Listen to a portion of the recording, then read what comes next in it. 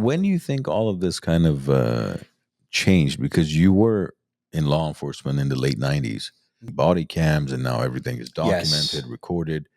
And I don't know if that was more so to protect the officers or to protect the civilians. I think we all wanted transparency.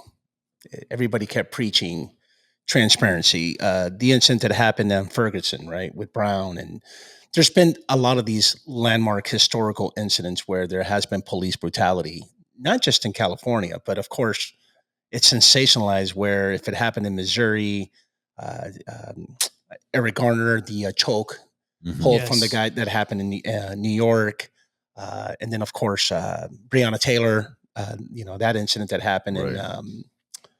uh, God, I'm running Louisville. It happened in Louisville, and then lo and behold, the George Floyd incident. So I want to say, body worn video was introduced and born in 2015.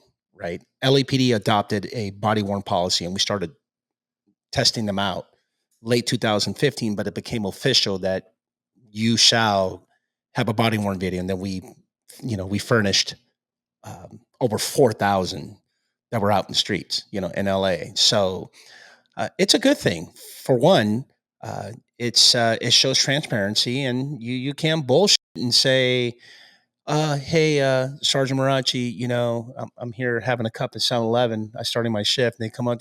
Oh, there's two officers over there. They just grabbed this young man and they threw him up against the wall. Oh, okay. You know what? Give me all your information. Let me check into it, and we'll get back to you. Just give me 48 hours or so, and I'll get back to you, Mr. Johnson. And you go watch body worn video, and guess what? That never happened. And so that's good. So in terms of my world, which I come from internal affairs, in terms of discipline, it's good. It's a tool that would exonerate you from all these BS, frivolous type of public complaints. That's good on that part. Now the problem is that now that they're everywhere, man, it just a shooting in Alabama that goes wrong. Guess what? We're all just corrupt. Yeah, We're just riots in LA all of a sudden. yeah, all of a sudden, I mean, come on. I mean, let's take George Floyd for an incident. I mean, Officer Chauvin. This is what I always say about police work. What you have to understand is there is over 18,000 police agencies across the United States. There's north of 800,000 sworn law enforcement officers. Think about that. And if we're going to be sensationalizing one, I'm not even going to say 1%, 0.0001%, guess what? Whether it's in Minneapolis, Kenosha, Wisconsin, which, by the way, did you even know where Kenosha is? No. Right. So you have all these, and I'll be the first one to admit, I am the IA guy. I'm all about discipline. I call balls and strikes, both sides of the table. If you're corrupt, you got to go. And I prosecuted cops. I prosecuted cops for lying, and they got fired. But my point is that if you're going to have an incident where none of these cities that you never heard before, it's because there is a lot of corruption. I'll be the first one to admit that. So there's a lot of work that we have to do to get the word out. Now, body worn video kind of helps, right? It alleviates from all these scandals that people think that we're so bad, but at the same time, it's evil because what happened with George Floyd. Next, thing you know, there's riots in L.A. Yeah. You know, It creates some sort of accountability as to how you're supposed to be conducting Correct. your job and doing your job. Very well said. That's what it is. But at the same time, it's an evidence-based video footage showing that, hey, if there is a good cop out there, which I truly believe in my heart that 99, if not more percent of cops are good, that the cop was telling the truth and that individual was wielding a weapon or was intoxicated or was on drugs, there's your proof right there. Correct. It's not a hearsay thing anymore. Because look, there's a big misconception as far as how much cops can bend the truth. Mhm. Because if a cop's out there and they're there to enforce the law, if you're lying to him and you go to court, the cop's not going to go in there and lie in front of a judge. Correct.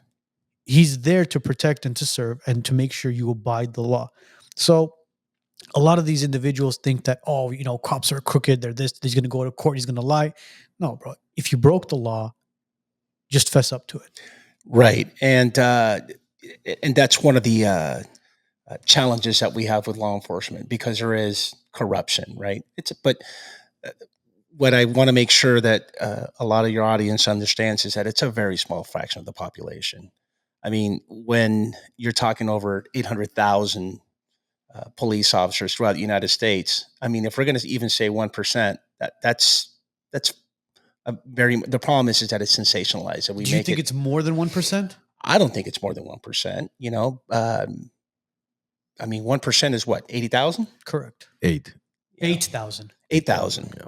It sounds about right. I mean, I'm maybe 2, if that, but that's a lot. Think about that. That's a lot of, when we're talking about like desperate times calls for desperate measures. There's police officers out there right now in the Midwest or somewhere in the United States. Dude, they're only making like $19 an hour. Can you start a family and afford, basic needs at $19 an hour? No. So sometimes you cut corners and, you do shady shit, and because you're desperate, you need more money. Maybe there's not enough overtime. Maybe there's not enough officers, and you're frustrated because you're the only one that's patrolling. Maybe 2 of you in one city. Yeah. And so what happens is that you do stuff to you become desperate and you do that stuff. Now that's understandable to a certain point, but that's not what you signed up for. But you got to remember you're dealing with the human element. People are human. You make mistakes. I would say it's a double-edged sword, because what it is the officers are getting underpaid by the county, the city, whoever it is that's funding them. And at the same time, I could bring up Ruben Palomares as an example. Mm-hmm. It's an individual who signed up to be an officer, and all of a sudden they look at their paycheck. Oh, you know what? I'm not getting paid enough. And all of a sudden he does a drug bust. He sees a substantial amount of money come in illegally and says, you know what? I'm in law enforcement. I'm practically untouchable. Maybe I could do one more. Maybe I could do another one. Right. Maybe another one. And all of a sudden, what's the root of all evil? It's cash. It's money. Yes, 100%. If they're paid correctly and they're taken care of, whether it's their paychecks or their retirement, I think we'll see less corruption. Right. And we also have to understand that corruption that's just one aspect of it. And then Correct. you have a lot of officers are empowered by the authority. The ego, huh? The ego, huge. I mean, let's take Sonny Massey, right? The incident with Officer Grayson where he arrived at scene and the lady has a hot pot of water. And this dude straight out says, I did a breakdown on him too, but he says something along the lines, and I'm paraphrasing here, but he breaks leather, points the gun at her, and says, if you fucking throw that boiling water at me, I'm going to fucking kill you.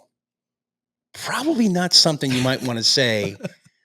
And then next thing you know, that happens, pop, pop, pop, shoots a couple of rounds, and she dies. And then body-worn video still on, and he wasn't very empathetic with the situation. I can't believe this, I think he's something like this bitch, I can't believe this bitch did something. In addition to that, you have the partner officer. And today, here in the state of California, you have AB 26, which is a duty to intervene. Bro, at some point you had to, did you interfere? Did you intervene? Those are the things that we're not talking about, because we can all agree that's a bit excessive. That's a taser situation at that point, because it's boiling water. Worst case scenario, you get some burns if she throws the water on you. Well, what we talk about a lot and what we teach is what we call risk versus reward. In other words, is the juice worth the squeeze? What do we really have here? All it was is that she called 911 to report that there's someone prowling in the outside of her house. That's what that radio call was. Yeah. And so they arrive at scene and they check around. There's no one there. I suppose you could have knocked on the door and say, man, there's no one in it. Is there anything else that you need? Okay, roger that. Thank you. I appreciate it. And move on. Oh my God. Escalated into a different situation. Got into that. Right. So when we talk, my point is that when we talk about corruption, let's not forget that there's a lot of individuals, 8,000 is a lot. That's just my opinion. But there's several individuals, numerous individuals that come on the job for all the wrong reasons. That's not what you come on the job for, and, the rest is history. See, there's a lot of psychological things that take place in people's lives, whether it's at home or with friends, loved ones, doesn't matter. I truly think if an officer is going through something emotionally with their family, with their friends, with their loved ones, doesn't matter, and it's taking a toll on them emotionally and psychologically, there should be some sort of mandatory counseling that goes on. Yes. Because, look, man, we talk about going home. Some of these guys may not want to go home because of the toxic environment that's there. Correct. And coming back to work the next day from a toxic environment, they might have a bad day at work, bad day at home. All of a sudden, it's just like F it mode. Yeah. Yeah. That and also imagine, does it not happen to you where, let's say, you're at work and you'll get a phone call, whether it's from your wife or from a client or whoever, a friend, and then they'll say something where it just completely throws you off, annoys you, Yeah. pisses you off, and then now you're about to get on a conference call and you're like, I know I'm not going to be myself on this call. Yeah. But as a police officer on duty, I don't think there's a button where like, all right, I'm not going to take this call because I just got a text from my wife that kind of pissed me off.